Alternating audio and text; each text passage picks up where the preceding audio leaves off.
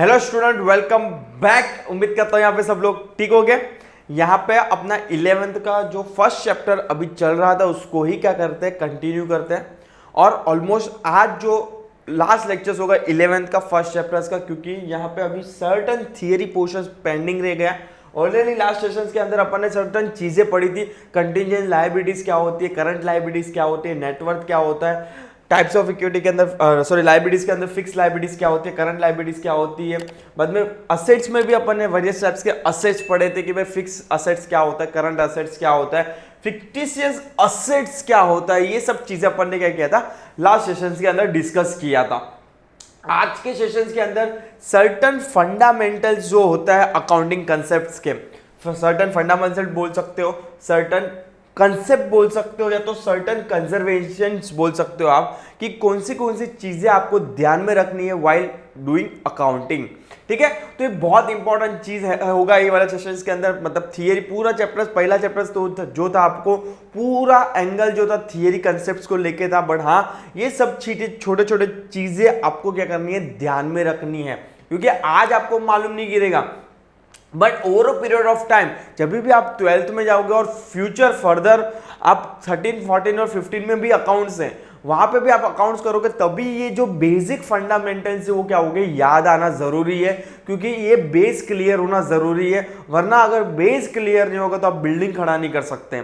तो यहाँ पे मैं बोलना ये चाहता हूँ कि आप अकाउंट्स में थियरी को लीनियंट मत लीजिए। बहुत इंपॉर्टेंट चीजें हैं, थियरी को कभी लीनियंट नहीं लेनी चाहिए। आप प्रैक्टिकल तभी कर पाओगे जब भी आपका कंसेप्ट, मतलब आपकी थियरी क्या रहेगी, स्ट्रांग रहेगी।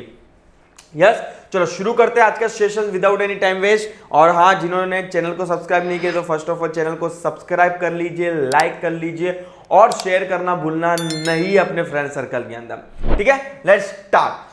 Accounting concept, conservations and principle, meaning and importance of the accounting concept. Accounting is a means of communicating the result of the business operation to the various party interested or in connected with the business, that is the owner, creditor, investor, bank and financial institutes, government and other agency। मतलब business, देखो इन लोग ने क्या बोला कि accounting एक type का क्या है, कम्युनिकेशन से टू द वेरियस पीपल। मतलब वेरियस पीपल के अंदर बहुत सारे जन आ जाते हैं कि जिसको अकाउंटिंग की जरूरत होती है। मतलब आज सपोज कि फॉर एग्जांपल कंपनी का एबीसी प्राइवेट लिमिटेड का क्या बन रहा है, अकाउंट्स बन रहा है, तो वो एबीसी प्राइवेट लिमिटेड का अकाउंट्स बहुत सारे जन को क्या होता है, हेल्पफुल होता है। किसको, पहले तो जिन्होंने पैसा इन्वेस्ट किया रहेगा, ओनर को, जिन्होंने लोन दिया रहेगा, banks, financial institute, of course income tax पे करोगे, क्योंकि आप फाइनेंशियल्स के बेस पे क्या करोगे, गवर्नमेंट को इनकम टैक्स पे करोगे, तो गवर्नमेंट को भी हेल्पफुल हो जाएगी कि भाई कल फ्यूचर में उठ के गवर्नमेंट को जानना है कि भाई कंपनी ने एक्चुअल में प्रॉफिट बताया है कि नहीं बताया। तो ये accounting is a kind of the क्या है, कम्युनिकेटिंग है to the various agencies, hence it is a rightly called as the language of the business. Accounting is not only associated with the business but also with the everybody who is interested in keeping an accounting of the monetary transaction. Generally the term accounting refers to a financial accounting. Of course जब भी accounts की बात करेंगे, यहाँ पे भी अपन accounts की बात करेंगे, मतलब जो अकाउंट्स किससे रिलेटेड होगा भाई, मनी भाई के रिलेटेड होगा, फाइनेंशियल के रिलेटेड ही होगा।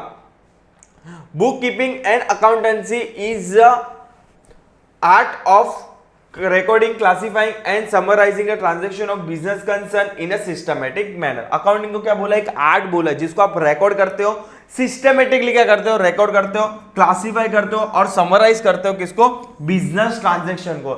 ये वाला अपन ने डिफरेंस बिटवीन में भी पढ़ा था, अकाउंटिंग के डिफरेंस बिटवीन पढ़ा था बुक कीपिंग वर्सेज अकाउंटिंग के अंदर। ठीक है, नेक्स्ट आगे बढ़ते हैं। इंपॉर्टेंस ऑफ अकाउंटिंग कंसेप्ट, पहला है रिलायबल फाइनेंशियल स्टेटमेंट। जो भी इंफॉर्मेशन आप क्या कर रहे हो, शो कर रहे हो, वो इंफॉर्मेशन क्या होनी चाहिए, बॉस, रिलायबल होनी चाहिए, भरोसे करने वाली होनी चाहिए। कोई भी फ्रॉड ट्रांजेक्शन लिखना नहीं है। जो भी इंफॉर्मेशन लिखोगे आपकी एक्चुअल क्या होगी, ट्रांजेक्शन रिकॉर्ड होगी। सेकेंड बोलता है जो भी इंफॉर्मेशन आप प्रेजेंट कर रहे हो वो क्या होना चाहिए, यूनिफॉर्मिटी होना चाहिए, मतलब सेम होना चाहिए। मालूम गिरा कि सर्टन ट्रांजेक्शंस आप अपने दूसरे फॉर्मूला से कर रहे हो, सर्टन ट्रांजेक्शन दूसरे फॉर्मूला से कर रहे हो, लास्ट ईयर कोई अलग अकाउंटिंग पॉलिसी फॉलो किया था, इस साल कोई और अकाउंटिंग पॉलिसी कर रहे हो तो चलेगा नहीं। जो भी अकाउंटिंग पॉलिसी प्रेजेंटेशन आप फॉलो कर रहे हो बॉस, वो क्या होना चाहिए, यूनिफॉर्म होना चाहिए। यूनिफॉर्मिटी का मतलब होता है बॉस सेम होना चाहिए। ठीक है सर। नेक्स्ट बोलता है generally accepted basis of measurement, मतलब आप जो भी पॉलिसी, जो भी फंडामेंटल, जो भी टूल्स आप क्या कर रहे हो, एडॉप्ट कर रहे हो अकाउंट्स के अंदर, वो क्या होना चाहिए, जनरली एक्सेप्टेबल होने चाहिए। किसके अंदर, बिजनेस ट्रांजेक्शन्स के अंदर। Fourth, proper information to all, जो भी इंफॉर्मेशन आप प्रोवाइड कर रहे हो, ऑल मतलब once again different parties involve हो जाती है। पहला तो हो जाएगा ओनर खुद, क्रेडिटर्स हो जाता है, बाद में बैंक हो जाती है, फाइनेंशियल इंस्टीट्यूट हो जाती है, गवर्नमेंट हो जाती है। तो ये सब इंस्टीट्यूट और पीपल्स को आपको जो भी इंफॉर्मेशन आप प्रोवाइड कर रहे हो क्या होनी चाहिए, प्रॉपर होनी चाहिए। मालूम गिरा कि इन्वेस्टर को कोई और अकाउंट दिखा रहे हो, गवर्नमेंट को कोई और अकाउंट दिखा रहे हो, चलेगा नहीं। वैलिड एंड अप्रोप्रिएट अजम्पशन, जो भी अजम्पशन आप लिख रहे हो, जो सर्टेन टाइम्स ऐसा होता है कि आप अजम्पशन के बेस पे क्या करते हो, ट्रांजैक्शन रिकॉर्ड करते हो, तो वो अजम्पशन भी क्या होना चाहिए, प्रॉपर होना जरूरी है। ठीक है, चलो नेक्स्ट आगे बढ़ेंगे। Some of the important concepts are as follows, certain चीजें यहां पे लिखी हुई है, 12 से 13 पॉइंट सम एक्सप्लेन किया है ये इधर, मतलब वो अकाउंटिंग को लेके ही क्या किया, एक्सप्लेन किया कि जब भी आप अकाउंटिंग कर रहे हो तो ये सब चीजें आपको क्या करनी है, ध्यान में रखनी है। तो नेक्स्ट हो जाएगा some of the important concept are as follow. पहला है बिजनेस एंटिटी, जब भी आप अकाउंट्स बना रहे हो तभी बिजनेस का अकाउंट्स बनाना है। फर्स्ट इंडिविजुअल का अकाउंट नहीं बनाना, किसका अकाउंट बनाना, बिजनेस का अकाउंट बनाना। देखो क्या लिखा है, this concept implies that business unit is a separate and distinct from the owners और owners, that is person who supply the capital to it. Based on this concept, accounting are prepared from the point of view of the business and not from the owner's point of view. Generally suppose कि for example आज मैं startup कर रहा हूँ, sole proprietor, मतलब मैं अपना एक स्टार्टअप खोल रहा हूँ जिसका ओनर कौन है, सीए सीरेन गेडियाई है। पर मैं जब भी owner as a owner business startup करूंगा तो वो एक सेपरेट लीगल एंटिटी हो जाएगा। मतलब एक सेपरेट लीगल एंटिटी मतलब उसका खुद का क्या बनेगा, बुक्स ऑफ अकाउंट्स बनेगा, फाइनल अकाउंट बनेगा, उसका खुद के नाम पे बनेगा। तो जो मैं कैपिटल डाल रहा हूं, I am the ultimate owner, I know, but उसके अकाउंट्स क्या हो गए, अलग हो गए, मेरे अकाउंट्स क्या हो गए, अलग हो गए। तो जो भी पॉइंट ऑफ व्यू से आप अकाउंट बना रहे हो वो किसके एंगल से बनाना है, वो बिजनेस के एंगल से बनाना है, नहीं कि मेरे पर्सनल इंडिविजुअल के बेस पे। Hence, business is liable to the owner for the capital contribution by him or her. Of course, इसलिए business liable हो जाएगा कि जो भी कैपिटल मैंने कंट्रीब्यूट किया है वो उसको रिटर्न देने की रिस्पॉन्सिबिलिटी किसकी हो जाएगी, बिजनेस की हो जाएगी। According to this concept only business transaction are recorded in the books of account. पहले भी पढ़ा था अपन ने कि ओनली वही रिकॉर्ड करना है जो बिजनेस से रिलेटेड है, आपको कोई पर्सनल ट्रांजेक्शन रिकॉर्ड करना नहीं है।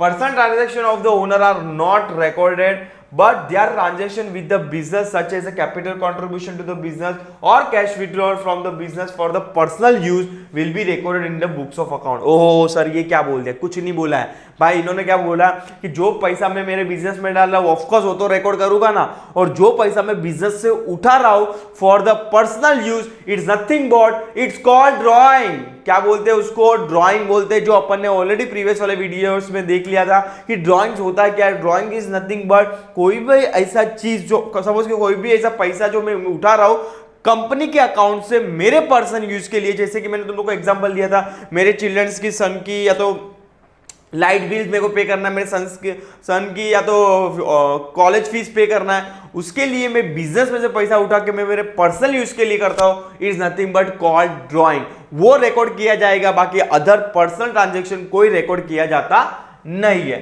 It implies that business itself owns assets and owes liability. Example, half of the building is used for the business office and other half of the building is used for the residential of the proprietor. In the total rent of the building is 50,000, then only 25,000 will be deducted as a drawing from the proprietor capital। समझ में आया? मतलब suppose कि for example पूरी building है, उसमें से suppose कि 50,000 का रेंट आ रहा है, वो 50,000 के रेंट में से वो 50,000 में से वो आधा बिल्डिंग मतलब 6 फ्लोर है, 3 फ्लोर अपने लिए यूज कर रहा है, 3 फ्लोर ऑफिस के लिए यूज कर रहा है। तो जो 3 फ्लोर अपने लिए पर्सनल यूज के लिए यूज कर रहा है तो उसको क्या काउंट करेंगे, वो उसको ड्राइंग काउंट करेंगे। नेक्स्ट पॉइंट बोलता है मनी मेजरमेंट। मनी मेजरमेंट, मतलब जो भी ट्रांजैक्शन रिकॉर्ड किया जाएगा वो मनी भाई के रिलेटेड ही क्या किया जाएगा, रिकॉर्ड किया जाएगा। बार्टर ट्रांजैक्शन रिकॉर्ड किया जाता नहीं है, ये तो अपने को मालूम ही है सर। देखो क्या लिखा है, this concept implies that only those transaction which can be express in term of the money and are recorded in the books of account. Since money serves as a medium of the exchange transaction expressed in the money are recorded and ruling currency of the country is measuring unit of the for the accounting. Transaction which do not involve the money which not be recorded in the books of account. देखो ओहो भाई वही बोला है, वो कुछ नहीं है, क्या बोल रहा है कि मनी रिलेटेड ट्रांजेक्शन नहीं होगा, वो रिकॉर्ड किया जाएगा नहीं। For example, working condition in the workplace, strike by the employees, efficiency of the management, etc. will not be recorded in the books as they cannot be expressed in term of money. मतलब वही transaction record किया जाएगा जो money भाई के related रहेगा, उसको ही record किया जाएगा, उसके अलावा कोई भी बिजनेस ट्रांजेक्शन रिकॉर्ड किया जाएगा नहीं।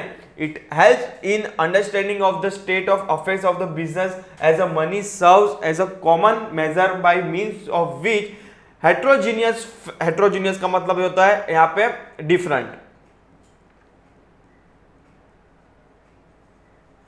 different fact about the business are recorded. For example, if the business has a 5 computer, 2 tables and 3 chairs, the asset cannot be added to give useful information unless they are expressed in a monetary term, rupees 1,50,000 for computer, 15,000 for tables and 2,500 for chair. मतलब क्या बोल रहा है कि अगर खाली business के अंदर ऐसा बोल दिया कि भाई कंपनी ने चेयर बाय की, टेबल बाय किया, कंप्यूटर बाय किया, अगर आप मॉनेटरी वैल्यू नहीं दे रहे तो वो रिकॉर्ड किया जाएगा नहीं। देखो मैं क्लियरली बोल रहा हूँ, क्या बोल रहा हूँ कि अगर सपोज कोई भी चीजें आप ऑफिस में ले रहे हो एज असेट्स ले रहे हो तो ऑफकोर्स उसका मॉनेटरी वैल्यू रहेगा। ऑफकोर्स कॉमन सेंस है, कंप्यूटर लूंगा तो उसकी मॉनेटरी वैल्यू होगा ही ना, उसके लिए तो मैंने पे किया रहेगा, इसमें nothing but is monetary value.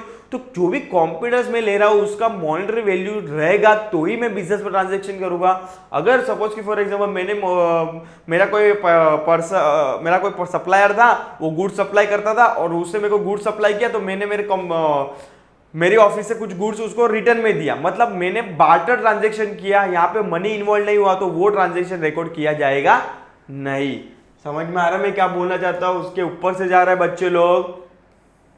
Next है कॉस्ट कंसेप्ट। कॉस्ट कंसेप्ट इसलिए बोला है कि जब भी आप कोई भी ट्रांजैक्शंस आप रिकॉर्ड कर रहे हो तो भी एक्चुअल कॉस्ट पे क्या करना है, रिकॉर्ड करना है।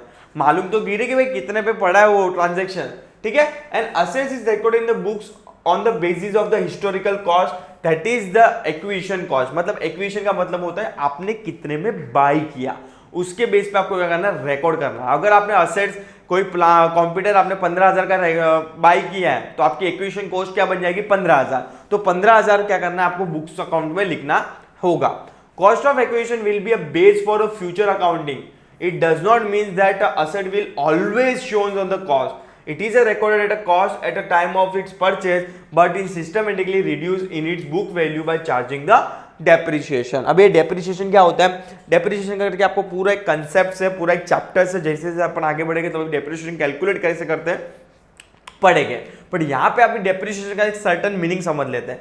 कोई भी अगर आज अपन असेट बाय करते हैं, सपोज कि फॉर एग्जांपल आज मैंने कोई मशीनरी बाय की, वो मशीनरी की कॉस्ट कितनी थी, सपोज कि फॉर एग्जांपल 1 लाख रुपए थी। तो आज सपोज कि आज कौन सा साल चल रहा है, 2023 चल रहा है, जिसकी एक मशीनरी की वैल्यू कितनी, 1 लाख रुपया। अगर सपोज कि 10 साल में उसकी सेम वैल्यू हो गई, जब भी मैं 10 साल के बाद उसको बेचने जाऊंगा तभी तुम लोगों को क्या लगता है इसकी वैल्यू मुझे 1 लाख रुपया मिलेगी? नहीं मिलेगी। तो उसके लिए मैं पहले से, मेरे को मालूम है कि 10 साल के बाद इसकी लाइफ क्या हो जानी, खत्म हो जानी है, तो मैं आज से ही क्या करूंगा, उसका certain portion as a depreciation के फॉर्म में क्या करता रहूंगा, माइनस करके रखूंगा, और वो जो पैसा है मैं क्या करूंगा, बचाते रहूंगा अलग से, कि भाई जब भी मुझे 10 साल के बाद नई असेट बाय करने पड़े तो मुझे मेरे माथे पे इतना बर्डन ना आ जाए कि मैं 1 लाख रुपया कहां से लाऊंगा उस टाइम पे। तो मैं इसी साल से सर्टेन अमाउंट क्या करते रहूंगा, डेप्रिसिएशन के फॉर्म में क्या करते रहूंगा, माइनस करते रहूंगा। क्या करूंगा, माइनस करूंगा। सपोज कि फॉर एग्जांपल 1 लाख में से 10,000 माइनस किया, 10,000 माइनस किया, 10,000 माइनस किया, 10,000, तो 10 साल के बाद मेरे पास क्या हो जाएगा, वापस से 1 लाख जमा हो जाएगा। समझ में आ रहा है कि नहीं मैं क्या बोल रहा हूं? ठीक है, चलो। तो यहाँ पे एग्जांपल दिया है कि फर्नीचर इज परचेज, अगर 3 लाख का आप कर रहे हो तो आपके बुक्स ऑफ अकाउंट्स में कितना लाख लिखोगे आप, 3 लाख ही रुपया लिखोगे। आप कोई भी डेप्रिसिएशन का अमाउंट लिखोगे नहीं। And the same cost has been recorded in the books in case the market value goes to 1 lakh या तो 150, it will not be consider. ठीक है, चलो आगे बढ़े सर। आगे क्या लिखा है, कंसिस्टेंसी कंसेप्ट। जो भी कंसेप्ट मैंने तुम लोग को बोला, कोई भी पॉलिसीज आप फॉलो कर रहे हो, कोई भी मेथड्स, कोई भी टूल्स आप फॉलो कर रहे हो, तो उसको क्या करना चाहिए, कंटिन्यू करना चाहिए, कंसिस्टेंसी फॉलो करना जरूरी है। Any policy adopted for accounting should be continue और consistent throughout the business and it need not be change generally unless and until the circumstances demand. मतलब कुछ ऐसा वाव हो गया कंपनी के अंदर कि भाई अभी अपने को अकाउंटिंग चेंज करना ही पड़ेगा, तभी आप अकाउंटिंग पॉलिसी चेंज करो। अदरवाइज अगर आपको कोई प्रॉब्लम नहीं है या तो फिर सर्टन प्रॉब्लम है, आप मैनेज कर सकते हो सेम पॉलिसी को यूज करके, तो आपको क्या करना है, सेम पॉलिसी ही यूज करना है। However, it does not stop any improvement of the new technique, but that should be disclosed with the note। अगर आपको चेंज कर रहे हो टेक्निक्स के अंदर, टूल्स के अंदर, पॉलिसी के अंदर, तो आपको नोट के फॉर्म में क्या करना है, डिस्क्लोज करना है, तो सामने वाली को पार्टी को समझ में आए कि हाँ भाई ये चीज क्या किया, ये लोग ने नई लाई है। Example, a company adopt the fixed installment method for charging a depreciation on a fixed asset from the beginning till the end of the estimated life of the asset। मतलब देखो, आप जब भी आगे बढ़ोगे ना, तो there are various method to calculate the depreciation। like दो मेथड हो, तो एक जनरली है, फर्स्ट मेथड हो जाएगी फिक्स इंस्टॉलेशन मेथड जो इधर लिखा है, और सेकंड होता है WTD मतलब रिटर्न डाउन मेथड।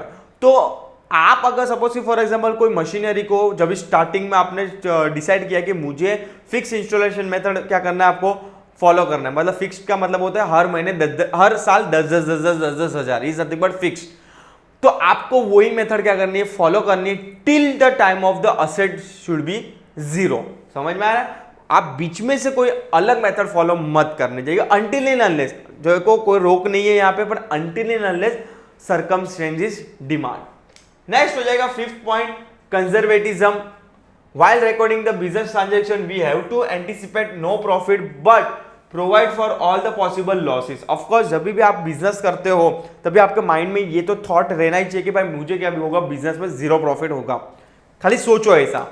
बट आपको कोई भी लॉस हो रहा है, इवन तो वो छोटा सा छोटा लॉस भी क्यों ना हो, आपको इग्नोर नहीं करना है, आपको क्या कर देना है, रिकॉर्ड कर देना है बिजनेस के अंदर।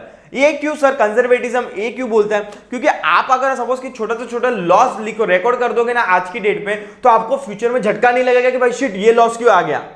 समझ में आ रहा है कि नहीं? देखो क्या लिखा आगे, It encourages the certain secret reserve by making a excess provision to prevent the losses। Of course, इसलिए बहुत सारी बड़ी बड़ी कंपनियां जो होती है वो वेल अवेयरनेस होती है, मतलब उनको मालूम है कि फ्यूचर में अनसर्टन होती है, बिजनेस लाइक अनसर्टन, फ्यूचर में कुछ भी हो सकता है, तो उन लोग आज की डेट पे सर्टन प्रॉफिट जो होता है ना, हिस्सा प्रॉफिट का हिस्सा रिजर्व में करके रखती है। जैसे कि फॉर एग्जाम्पल अभी जस्ट कोविड आके चला गया अपने आंख के सामने से, तो जो छोटी छोटी कंपनी है वो तो ऑलमोस्ट बंद हो चुकी है, जिसने ये प्लान नहीं किया था। बट जो मैं बात करूं 20 साल 25 साल से बिजनेस रन कर रहा हूं, उनको तो मालूम ही है कि बिजनेस के अंदर कुछ भी अनसर्टेनिटी आ सकती है, तो उन लोग ने क्या किया, certain profit every year, certain profit का जो हिस्सा होता है क्या करते हैं, रिजर्व में करके रखते हैं कि कल उठ के कुछ लॉस हुआ तो अपन ये रिजर्व को यूज करके, ये प्रॉफिट जो अपन ने बचा के रखा है उसमें से यूज करके क्या कर सकते हैं, अपन वो टाइम पीरियड क्या कर सकते हैं, पास आउट कर सकते हैं।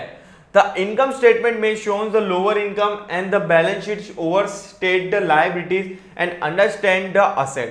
This policy of recording is asking the accountant to play safe while writing the account sum। Example, तो closing stock in a factory, जब भी आप जब आगे आगे जैसे अपन बढ़ेंगे तभी अपन पढ़ेंगे भी कि जब ये फाइनल अकाउंट्स आएंगे ना, तो वहां पे एक एडजस्टमेंट होता है कि क्लोजिंग स्टॉक का से आपको कॉस्ट प्राइस लिखा रहेगा और मार्केट प्राइस लिखा रहेगा, तो आपको हमेशा क्या लिखना है, which ever is lower. Which ever is lower क्यों लिखोगे, अगर आप हायर लिखोगे तो आपको अगर सपोज कि इतना अमाउंट नहीं मिला तो आपने क्या किया, हायर अमाउंट में लिया, मतलब आपने प्रॉफिट को कंसिडर किया, लॉस को कंसिडर नहीं किया। पर कंजर्वेटिव अभी ऊपर की पहली लाइन क्या बोल देता कि आपको प्रॉफिट को कंसिडर नहीं करना, आपको लॉस को क्या करना है, कंसिडर करना है। यही तो बोला ना सर, क्या बोला, देखो पहला लाइन क्या बोला, while recording the business transaction we have to anticipate no profit but provide for all possible loss. आपको पहले से पॉसिबल लॉस को क्या करना है, रिकॉर्ड करके रखना है, वेल अवेयरनेस रहना है। तो पहले से क्या करो, आप प्राइस क्या करो, कम लिखो।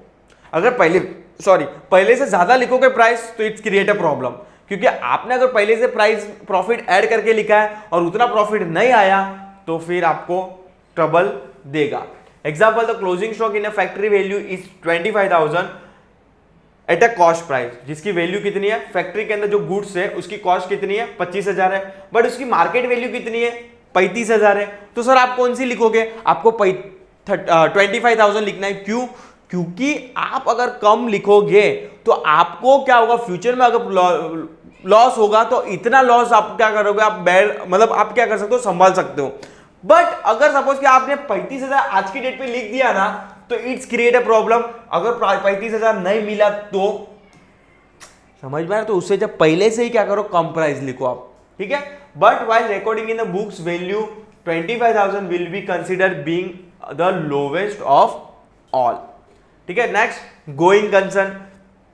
मैंने तुम लोगों को बोला है कि जो भी आप अकाउंटिंग ऑपरेशंस, पॉलिसीज, टूल जो भी यूज कर रहे हो, एक गोइंग कंसर्न मतलब कंटिन्यू बेस पे होता है। अकाउंटिंग के लाइक कंटिन्यू बेस, कि भाई ऐसा है कि भाई आज बिजनेस नहीं हुआ तो मैं अकाउंटिंग नहीं बनाऊंगा। इवन तो बिजनेस नहीं हुआ तो आपको तो अकाउंटिंग बनाना है, इनकम टैक्स फाइल करना है, इवन तो जीरो। समझ में आ रहा है कि नहीं? It is a basic assumption that business is going concern and will be continue its operation for future. Going concern concept influence the accounting practice in a relation to the valuation of the assets and liabilities, depreciation of the fixed asset, and treatment of the outstanding and prepaid expense and accrued and unaccrued मतलब unearned revenue. For example, assets are generally valued at a historical cost. Any increasing or decreasing in value of asset in short period is ignored. मतलब आप आज suppose के for example आज business start कर रहे हो, तो कोई भी आज बिजनेस स्टार्ट कर रहे हो तो उसका मेन पहला पर्पस यही होगा कि भाई मेरा बिजनेस क्या हो, चलता ही रहे, ठीक है। तो आपको वही क्या करना है, फॉलो करना है। गोइंग कंसर्न का एक फंडा क्या करना है, फॉलो करना है बिजनेस के अंदर भी। जो भी आप असेट्स रिकॉर्ड कर रहे हो, जो भी लायबिलिटीज आप रिकॉर्ड कर रहे हो, नो डाउट कॉस्ट बेसिस पे करना है आपको रिकॉर्ड, और जो भी डेप्रिसिएशन होगा वो क्या करना है, ओवर पीरियड ऑफ टाइम क्या करना है, आपको माइनस करना है। नेक्स्ट हो जाएगा realisation. Of course income is recorded only when it is realise. देखो जब भी आप इनकम, ये एक फंडामेंटल है, ये मेरा रूल्स नहीं है, ये सब रूल्स मैंने नहीं बनाया, ये रूल्स बहुत सारे व्यूज लेके बाद में बहुत सारे ऑथर्स को ने रिव्यू करके ये रूल्स को क्या किया, इन लोग ने इंट्रोड्यूस किया है। तो ये बेसिक रूल्स है जो आपको याद रखना है। सर आप ऐसा कैसे बोल सकते हो कि मार्केट वैल्यू और जो कॉस्ट वैल्यू था क्लोजिंग स्टॉक का, उसका विचेवर इज लोअर रहना, मैंने नहीं बोला है, वो रूल्स ही बोलता है। तो आपको रूल्स क्या करना है, फॉलो करना है। जब भी आप क्लोजिंग स्टॉक वैल्यू लोगे तभी मार्केट वैल्यू और कॉस्ट प्राइस अगर आपको दोनों दिया है तो उस दोनों में से जो भी, मैं नहीं बोला कॉस्ट ही लेना है, उन दोनों में जो भी लोअर रहेगा वो क्या करना पड़ेगा, आपको लेना पड़ेगा, ठीक है। अभी बोलता है रियलाइजेशन में क्या बोलता है, ये रूल क्या बोलता है, ये रूल ये बोलता है कि जब भी इनकम आपको एक्चुअल में रिकॉर्ड होगी, अरे एक्चुअल में रिसीव होगी तभी रिकॉर्ड करनी है, अदरवाइज रिकॉर्ड नहीं करनी है। क्या बोलता है, ध्यान से सुनो, वापस से लाइन बोल रहा हूं। ये रूल क्या बोलता है कि जब भी आपको इनकम एक्चुअल में पैसा कंपनी में आ रहा है तब भी रिकॉर्ड करना है, अदरवाइज रिकॉर्ड नहीं करना है। Income is recorded only when it is realised, that is either is received और earn. Revenue are recorded only when sales are affected or service are rendered. Sales revenue are considered as a recognized when the sales are affected during the accounting period, irrespective of the fact whether the cash is received or not. अभी ये revenue के बारे में क्या बोला है कि revenue अगर आपने सेल कर दिया, भले आपको पैसा मिल रहा है कि नहीं मिल रहा है, या तो आज मिल रहा है या तो 6 महीने बाद मिल रहा है, तो भी आपको क्या कर देना है, रिकॉर्ड कर देना है बुक्स ऑफ अकाउंट्स के अंदर, क्लियरली बोलता है। बट आपको इनकम कभी रिकॉर्ड करनी है, जब भी आपको एक्चुअल में मिलेगी तब भी। अ कंपनी, एग्जांपल लिखा है देखो यहाँ पे, a company gets an order for sale of ₹1 lakh in May 2017. Goods of only 60,000 are sold and delivered in June 2017. Cash is received of for 60,000 in September 2017.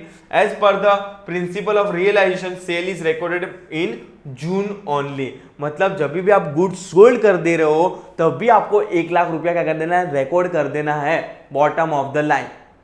समझ में आ रहा है, भले वो पैसा आ रहा है कि नहीं आ रहा है, जिस दिन आपने गुड्स सेल कर दिया तभी क्या कर देना, रिकॉर्ड कर देना होगा। चलो आगे बढ़े सर।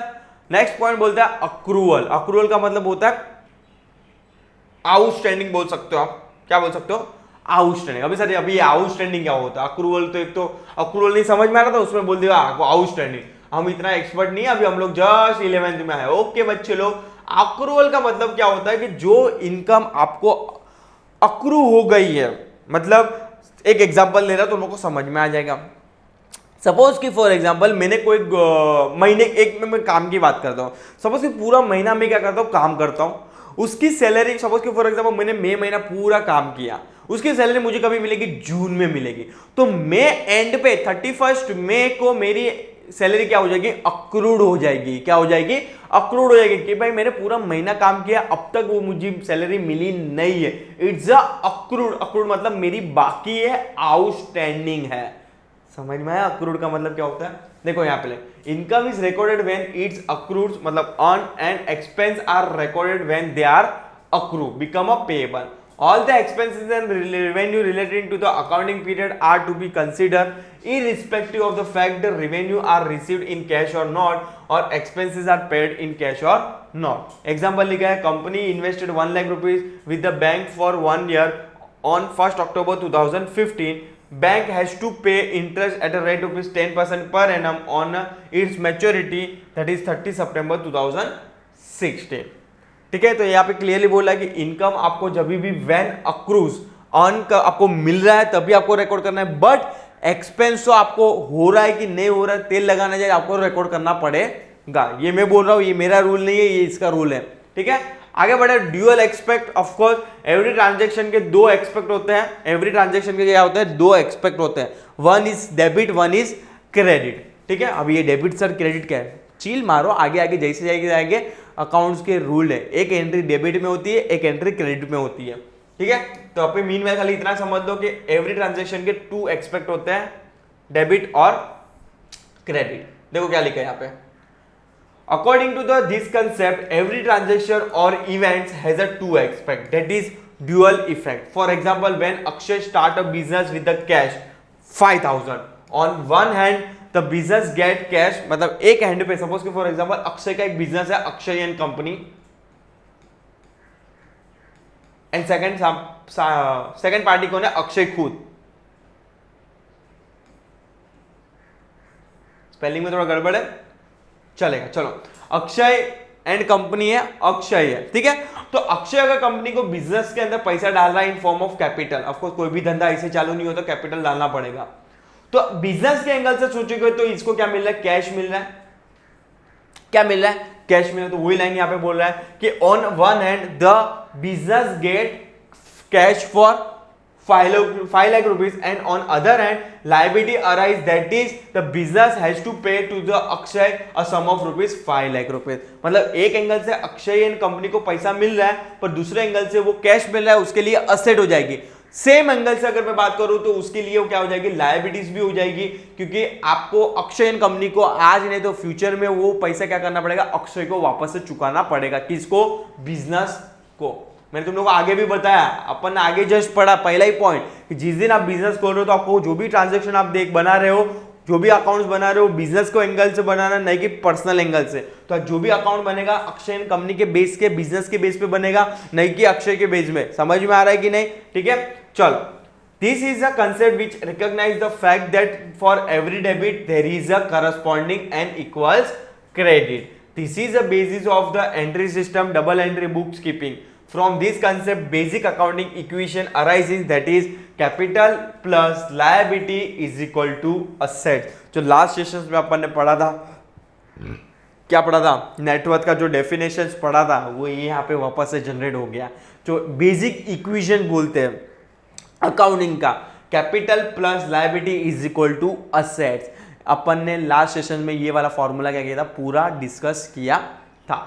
ठीक है, चलो। नेक्स्ट पॉइंट बोलता है डिस्क्लोजर। जो भी डिस्क्लोजर आप कर रहे हो वो क्या करना है? प्रॉपर और ऑल मटेरियल डिस्क्लोजर क्या करना है? आपको करना है अकाउंटिंग के अंदर। सब ये मटेरियल डिस्क्लोजर क्या होता है? अभी material disclosure is nothing but आपके मनी भाई के रिलेटेड। किसके भाई के रिलेटेड? मनी भाई के रिलेटेड। देखो क्या लिखा है यहाँ पे, the accounting must be disclose all the material information, मतलब मटेरियल का मतलब होता है मनी के रिलेटेड, और इंपॉर्टेंट इंफॉर्मेशन भी बोल सकते हो। मटेरियल का मतलब जो बिजनेस से इंपॉर्टेंट करता है वो। The accounting report should be disclose full and fair information to the related party. The financial position and performance should be disclosed very honestly to all the user। जो भी use कर रहा है वो फाइनेंशियल्स को, मतलब यूज तो बहुत सारे करते हैं, अपन ने पढ़ा आगे, जैसे कि ओनर खुद यूज करता है बिजनेस फाइनेंशियल को, बाद में गवर्नमेंट खुद यूज करती है, बाद में अपन ने देखा कि बैंक, अगर बैंक ने लोन दिया तो बैंक भी चेक करेगी बराबर डिस्क्लोजर हो रहा है कि नहीं, मेरे पैसे का बराबर क्या हो रहा है। तो ये लोग प्रॉपर बिजनेस कर रहे हैं कि भी नहीं कर रहे, वरना मालूम मेरे में डूब गया कल। तो ये सब चीजें ना हो, तो आप जो भी आप डिस्क्लोज कर रहे हो वो होनेस्टली क्या करना है, डिस्क्लोज करना है to the user. The financial position means the balance sheet of the business, and financial performance means the business result in term of the profit and loss, any income and expense in a profit and loss account. All the information disclosed should be relevant, reliable and comparable and understood by all the concerned authorities. Next point हो जाएगा materiality. मैंने तुम लोगों को just बोला कि जो भी इंफॉर्मेशन डिस्क्लोज कर रहे हो, मटेरियलिटी का मतलब ये होता है मनी रिलेटेड, जो भी डिस्क्लोज कर रहे हो मनी रिलेटेड क्या करना है, डिस्क्लोज करना है। According to this convention financial statement should be disclose all the material item which might influence the decision of the user of the financial statement. Of course influence का मतलब होता है चेंज।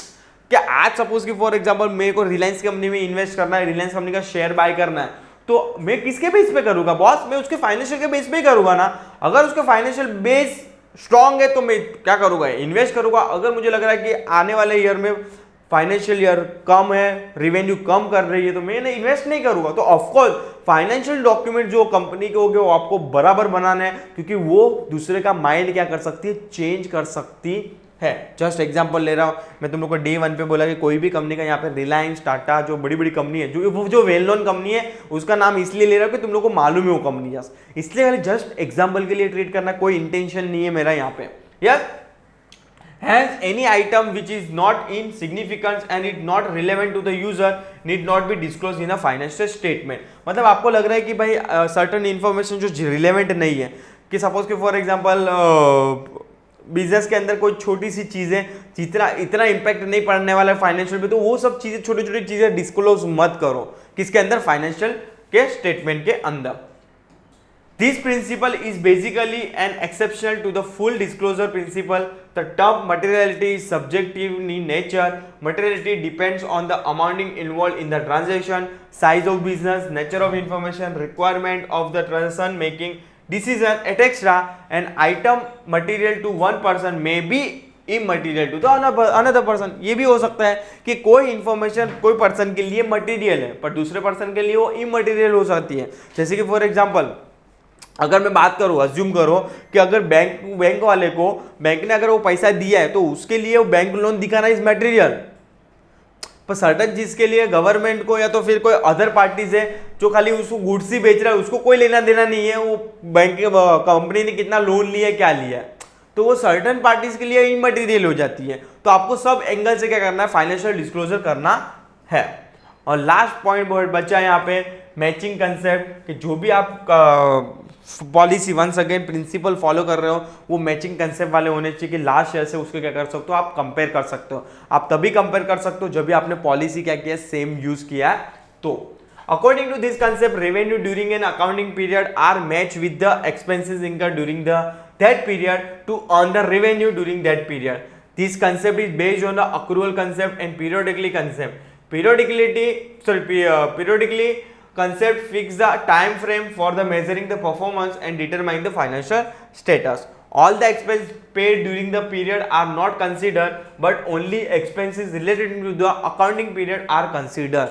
क्या बोला है कि भाई जो ईयर का अकाउंटिंग, इन लोग ने क्लियरली बोला है कि जो ईयर का एक्सपेंस एक्चुअल में कवर होना चाहिए उसको ही डिस्क्लोज करो, बाकी साल का क्या कर दो, आप माइनस कर दो। On the basis of this concept, adjustments are made for the outstanding and prepaid expense and accrued and unearned revenue. Also, due provision are made for the depreciation of the fixed asset, bad debts, etc. relating to the accounting period. Thus, it matches the revenue earned during the accounting period with the expense incurred during that period to earn the revenue before sharing any profit and loss. So, यहाँ पे जो 12 जो principles बोल सकते हो, important concept बोल सकते हो अकाउंटिंग को लेकर जो आप ध्यान में रखना है वाइल रिकॉर्डिंग द अकाउंटिंग, ये सब 12 पॉइंट्स हो चुके हैं। अभी जो है ना चीज़ें वो मतलब एक फंडा है अकाउंटिंग स्टैंडर्ड। अकाउंटिंग स्टैंडर्ड क्या है, जो ICAI ने बनाया है, institute of charter accounting of India, कि भाई एक अकाउंटिंग स्टैंडर्ड बनाएगा। तुम लोग बेसिक सेंस बता देता हूँ, अपन इधर पढ़ेंगे नहीं, इसको इग्नोर मारना। मतलब 2-3 पेज का इन लोग ने एक्सप्लेन किया है जो ज़रा भी रिलेवेंट नहीं है आपके सिलेबस के लिए, तो जस्ट 2-3 पेज का भी नहीं है, आई थिंक सो 1 पेज का काउंट करो, 1 से 1.5 पेज का है, ज़्यादा कुछ नहीं है और इतना रिलेवेंस नहीं, इसलिए इग्नोर मारने बोल रहा हूँ। क्या है तुम लोग को बता देता हूँ कि अकाउंटिंग प्रिंसिपल्स क्या होता है, अकाउंटिंग स्टैंडर्ड्स क्या होता है।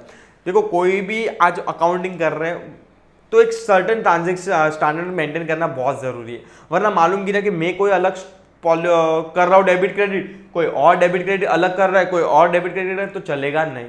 इसलिए ICAI ने भाई बोल दिया कि भाई ये सर्टन प्रिंसिपल्स है, ये सर्टन स्टैंडर्ड है, आपको इसी हिसाब से क्या करना है, फॉलो करना पड़ेगा। इसलिए यहाँ पे अकाउंटिंग स्टैंडर्ड जो इंट्रोड्यूस किया है, और क्यों जरूरी क्यों है अपन वो डिस्कस कर लेते हैं। भाई जरूरी क्यों है accounting standard? Accounting standard nothing but मैं तुमको बोला रूल्स एंड रेगुलेशन और प्रिंसिपल बोल सकते हो, जो एवरी कंपनी, बाद में HUF, बाद में बात करो पार्टनरशिप फॉर्म, जो भी है उनको सबको क्या करना, फॉलो करना पड़ेगा। ठीक है, तो क्यों जरूरी क्यों है ये अकाउंटिंग स्टैंडर्ड, जरूरी क्यों है? देखो 4-5 पॉइंट है, डिस्कस कर लेते हैं।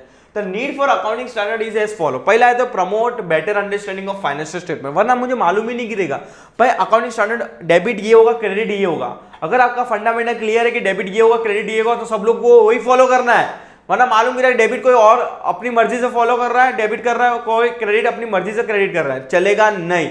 ये बेटर अंडरस्टैंडिंग फाइनेंशियल सबको समझ में आए, इसलिए क्या किया जाएगा, अकाउंटिंग स्टैंडर्ड को इंट्रोड्यूस किया है। Second, to help the accountant to follow the uniform procedure and practice. Of course जो भी मैं तुम लोग को बात करूँ, सपोज कि 5 CA है, अगर 5 CA अपनी मर्जी से डेबिट क्रेडिट करने बैठ गए ना तो बैंड बज जाएगी। इसलिए कि सब अकाउंटेंट, मैं नॉट ओनली CA की बात कर रहा हूँ, सब अकाउंटेंट की बात कर रहा हूँ, सब अकाउंटेंट एक पीरियोडिकली क्या कर रहे हैं और एक फॉर्मेलिटी यूनिफॉर्मिलिटी क्या कर रहे हैं, पॉलिसी फॉलो कर रहे हैं। इसलिए क्या बनाया गया है, अकाउंटिंग स्टैंडर्ड बनाया गया है to facilitate and meaningful comparison of the financial statement of the 2 or more entities. Of course कि आज मुझे रिलायंस कंपनी का फाइनेंशियल स्टेटमेंट क्या करना है, मैच करना है विद द टाटा कंपनी के साथ, तो मैं मैच कर पाऊंगा। क्यों? क्योंकि भाई उसके अंदर भी ट्रेडिंग अकाउंट बना है, प्रॉफिट एंड लॉस अकाउंट बना है, फाइनेंशियल स्टेटमेंट बना है, कैश फ्लो बना है, सेम टाटा के अंदर भी ये सब स्टेटमेंट बना है। जो प्रिंसिपल इन लोग ने फॉलो किए रहेंगे, इन लोग ने भी सेम फॉलो किए रहेंगे, तो ही मैं मैच कर पाऊंगा ना, अदरवाइज मैं मैच कैसे कर पाऊंगा। Yes, to enhance the reliability of financial statement, of course मुझे भरोसा तो होना चाहिए, भरोसा तभी होगा जब भी उन लोग ने प्रॉपर पॉलिसी फॉलो किया रहेगा तभी। और लास्ट लिखा to meet the legal requirement effectively. Legal requirement मतलब ये गवर्नमेंट का क्या है, रूल्स एंड रेगुलेशन है कि आपको जो अकाउंटिंग स्टैंडर्ड दिया गया है वो अकाउंटिंग स्टैंडर्ड क्या करना पड़ेगा, फॉलो करना पड़ेगा। इसलिए अकाउंटिंग स्टैंडर्ड को क्या किया, इंट्रोड्यूस किया गया है कि भाई सबको एक पाथ पे लेके आना। इसलिए bottom of the line accounting standard का बनाने का मेन पर्पस ये है कि सबको क्या करना है, एक पाथ पे लेके आना है कि हाँ भाई सबको यही डेबिट करना है, ये क्रेडिट करना है, इसको डेप्रिसिएशन करना है, इसको ये डेप्रिसिएशन करना है, वरना अलग अलग मर्जी से अपना डेप्रिसिएशन करने का बैंड बचेगी। ठीक है, तो यहाँ पे ऑलमोस्ट चैप्टर क्या करेगा, कंक्लूड हो जाता है। यस, ये रही एक्सरसाइज, ये तो आपको पढ़ने की जरूरत ही नहीं है। यहाँ पे एक्सरसाइज दिया है, उम्मीद करता हूँ एक्सरसाइज तो आप करोगे ही अपनी मर्जी से। सॉल्व करना, कुछ डाउट हो तो बिंदास पूछना, अदरवाइज नेक्स्ट सेशन के अंदर अपन आगे लेके जाएंगे चैप्टर्स को, और 11th स्टैंडर्ड के पोर्शन को जो होगा chapters number 2 meaning and fundamental of double entry book keeping. जो डेबिट और क्रेडिट की बात चल रही थी कि सर डेबिट क्या होता है, क्रेडिट क्या होता है, ये बहुत बेसिक सेंस है अकाउंटिंग। अगर आपने डेबिट क्रेडिट नहीं समझा, मैं वेरी फ्रेंकली बोल रहा हूँ, आपके लिए अकाउंट बोरिंग हो जाएगा। आज ही बोल देता हूँ, जब तुम लोग ने डेबिट क्रेडिट नहीं समझा तो अकाउंट आपके लिए बहुत बोर हो जाएगा, और समझना उससे ज़्यादा डिफिकल्ट हो जाएगा, और एग्जाम करना, क्रैक करना उससे भी ज़्यादा डिफिकल्ट हो जाएगा। तो प्लीज़ बच्चे लोग ये वीडियो सब देखना। थियरी है, आई नो स्टार्टिंग में इन लोग ने थियरी इसलिए दिया है, बच्चे लोग इसको ही इग्नोर करते हैं, इसलिए तो उन लोग को अकाउंट इजी वो लगता है डिफिकल्ट, वरना account is very easy, very easy, very easy. आप 100 आउट ऑफ 100 स्कोर, आप देखते हो ना 100 आउट ऑफ 100 स्कोर करने वाले बच्चे लोग आते ही है। तो क्यों 100 आउट ऑफ 100 स्कोर कर रहे हैं? क्योंकि उनको बेसिक फंडामेंटल क्या है बॉस, क्लियर है। ठीक है, सो नेक्स्ट सेशन में अपन चालू करेंगे चैप्टर नंबर 2। सो यहाँ पे मैं क्या करता हूँ, स्टॉप करता हूँ। नेक्स्ट सेशन के लिए प्लीज चैनल के लिए अपडेट रहिए। Till time thank you so much.